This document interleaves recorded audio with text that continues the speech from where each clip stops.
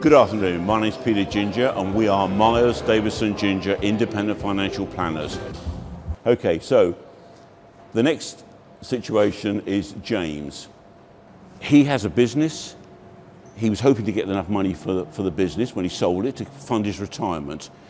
It's a bit of a disappointment. He didn't get the money for the business he was expecting, and because of that he hasn't been putting money into a pension. So he's looking to actually sustain his golden years. Now, see, we rock and rollers, we baby boomers enjoying good life, good health into our later years, do want to maintain our rock and roll lifestyle. So the key elements he's looking for here is he does not want to disinherit his children, because he knows that if the market runs against him, there will be nothing left of the value of the property in that. Let me just demonstrate that. Here's our lifeline.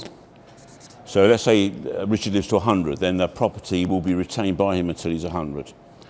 And here's our property value. Now, all things being equal, the charge on the property will continue to increase. Okay? So there'll always be this element of equity. But if this country gets into the situation it did with Ireland and Spain and property prices take a tumble, it could be a situation where the best that Richard can hope to get is no negative equity. So even if the property were to go down below his death, there would be no debt in the estate. And that's the point I was making there about the no negative equity guarantee, which is part of the Equity Release Council's requirements.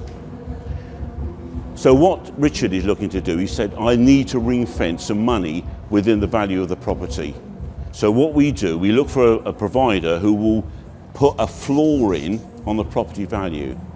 So let's say he said, I need 200,000 in the actual property that I can leave to my children, grandchildren, etc. What we do, we use then a product which is called basically inheritance preservation, and we put that in there. So the property, there will always be 200,000 in the estate.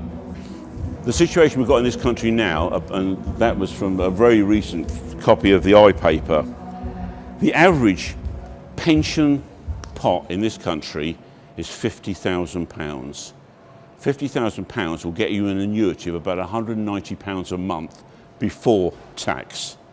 Okay? You're not going to be living the rock and roll lifestyle on £190 before tax. What we've done here with then Richard is agree the facility which I said about here. As we did with Loretta, we can actually identify the value of the account and he can draw that down to supplement his retirement, either buying a series of annuities or just using the money directly. We bring in this residual value, ring fencing it. So what we're doing here is we're actually saying it will never get below 200,000. Interestingly enough, I've got a case that I was doing the other day actually where a client was in a very similar situation, and I was looking at the lenders who would ring fence at that sort of level and those who wouldn't, and there was very little difference in the actual loan amounts. And that indicates to me that they expect property prices to continue rising. Otherwise they wouldn't get into that situation. The features here then, ring fencing the capital, the ability to draw it down, fund his lifestyle, and what he also wanted to be able to do is when he can no longer afford to, or can no longer maintain the house, is to move into a smaller property and have the charge transferred. Okay, any questions on James's case? What sort of annuity can you buy? I said at the start of this about doing a cash flow forecast, and what we would do is we would test that with his cash flow.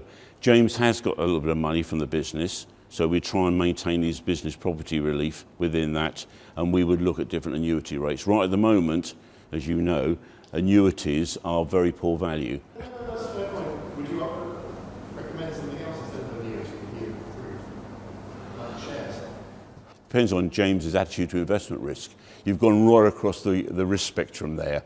Annuities payments are guaranteed, and I mean, it'd be the end of civilization as we know it if any of the life companies renege on an annuity payment because they come from gilts. Going into stocks and shares is right at the other end of the spectrum, and it very much depends on his attitude to investment risk. What would be a typical interest rate on a drawdown? It would be between, we've got a deal going on at the moment at 4.2%, but that is because the property is quite valuable and the amount they want is quite small, but it can go up to 6%. Depends on the bells and whistles. And when I said earlier about identifying what is essential and what is desirable, if you start putting too much in there as being desirable, you are going to get a higher rate. A lot of the rates are fixed, and we would look for fixed rates. We don't know what's going to happen now with, I won't mention Brexit, I will mention Brexit. We don't know what's going to happen with interest rates in this country at the moment. So the rate is variable over the life of the... No, it would be fixed. But if you go back to Loretta's case, and to a degree James, when he's drawing down money, they give you a starting rate, and then they will review the rate on the additional tranches coming down. So what we tend to do is we'll use a well-known provider. There's a load of different providers coming into the marketplace now. As I said, at 3 billion plus, this is starting to attract a lot of interest. But is the rate of interest driven by loan to equity? Yes, it is. It is. And also by age. Now, clearly, the older you are, I mean, the situation you've got here is if I was 85 and looking to take an equity release, I'm likely to die sooner than somebody taking one out who's 55. And because I get a better deal, because effectively they're going to get their hands on my house sooner.